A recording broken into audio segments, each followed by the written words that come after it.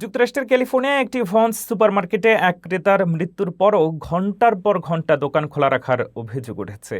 কর্মীদের দাবি, মৃতদেহটি shopping cart দিয়ে আড়াল করতে বলা হয়েছিল, আর এ সময় অন্য ক্রেতারা স্বাভাবিকভাবেই কেনাকাটা চালিয়ে যান। ঘটনাটি প্রকাশ আসতেই সামাজিক যোগাযোগ মাধ্যমে ব্যাপক সমালোচনার মুখে পড়েছে প্রতিষ্ঠানটি।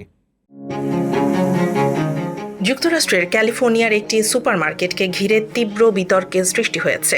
অভিযোগ উঠেছে, এক ক্রেতার মৃত্যুর পরও প্রায় 4 ঘণ্টা দোকান খোলা রাখা হয়। শুধু তাই নয়, মরদেহটি আড়াল করতে কর্মীদের শপিং কার্ট দিয়ে ঘিরে রাখতে নির্দেশ দেওয়া হয়েছিল। ঘটনাটি ঘটে গত 5 জুলাই লস অ্যাঞ্জেলেসের গ্রানাডা হিলস এলাকায় অবস্থিত ভন্স সুপারমার্কেটে। প্রত্যক্ষদর্শীদের মতে, এক ক্রেতা হঠাৎ অসুস্থ হয়ে পড়লে কর্মীরা দ্রুত সিপিআর দেওয়ার চেষ্টা করেন, কিন্তু শেষ পর্যন্ত তাকে বাঁচানো সম্ভব হয়নি। দোকানের সুপারভাইজার প্যাশন হর্নার স্মিথ জানান, কিছুক্ষণ পর কর্পোরেট অফিস থেকে ফোন আসে।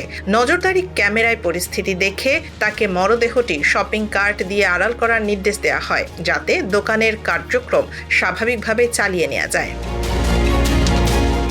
তার অভিযোগ, নিহত ব্যক্তির পরিবারের সদস্যরা 4 ঘণ্টা দোকানের ভেতরেই অপেক্ষা করেছেন, কিন্তু প্রিয়জনের কাছে যাওয়ারও সুযোগ পাননি। এ সময় অন্য ক্রেতারা স্বাভাবিকভাবেই কেনাকাটা চালিয়ে গেছেন। পুরো ঘটনাকে তিনি অমানবিক এবং সহানুভূতির চরম অভাব বলে মন্তব্য করেছেন।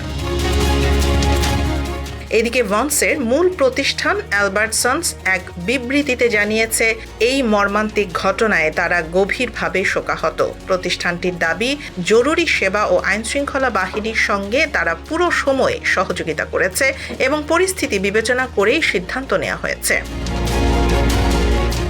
তবে সামাজিক যোগাযোগ মাধ্যমে এই ঘটনাকে ঘিরে ব্যাপক সমালোচনা শুরু হয়েছে। অনেকেই প্রশ্ন তুলছেন, একজন মানুষের মৃত্যুর পরও ব্যবসা চালিয়ে যাওয়ার সিদ্ধান্ত কতটা মানবিক এবং নৈতিক।